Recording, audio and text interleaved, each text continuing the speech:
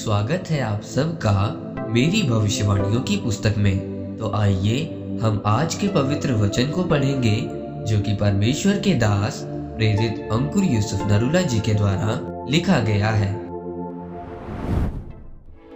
पाप का प्रतिफल, जैसा कि दूसरा शमूएल अध्याय 12 उसकी 10 आयत में लिखा है, इसीलिए अब तलवार तेरे घर से कभी दूर न होगी, क्योंकि तूने मुझे तुच्छ जानकर हित्ती उरिय्याह की पत्नी को अपनी पत्नी कर लिया है। मेरे प्रियो, बाइबल में लिखा है कि दाऊद एक राजा था जो परमेश्वर के बहुत करीब था।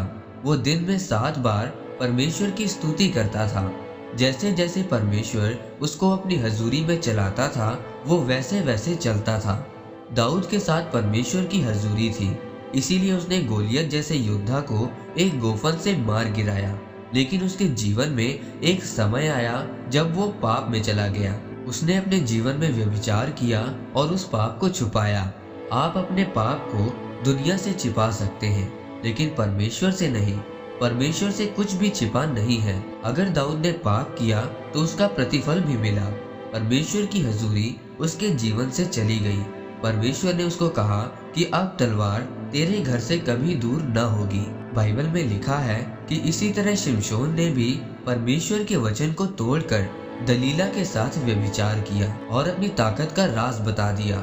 जब उसने ऐसा किया तो परमेश्वर की हजूरी उसके जीवन में से चली गई। अगर आप भी दाऊद और शिमशोन की तरह व्यभिचार में फंस जाएंगे तो इसका प्रतिफल हमें जरूर मिलेगा, चाहे जल्दी मिले चाहे देर से मिले, लेकिन उसका नतीजा आपको भुगतना पड़ेगा। बाइबल में लिखा है कि पाप की मजदूरी मौत है।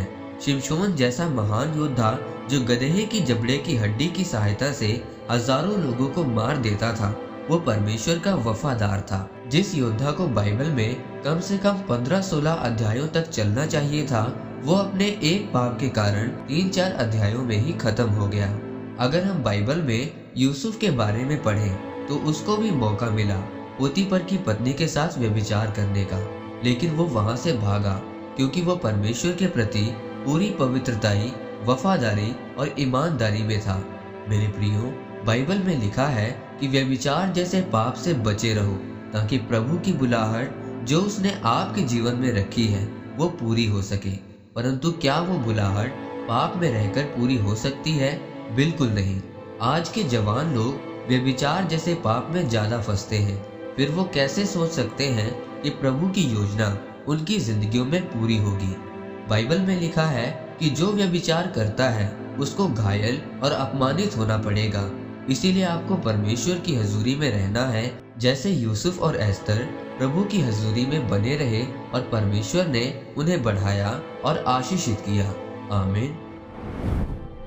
आइए परमेश्वर के दास के द्वारा लिखे गए इस अंगीकार को आप मेरे साथ एक मन होकर करें।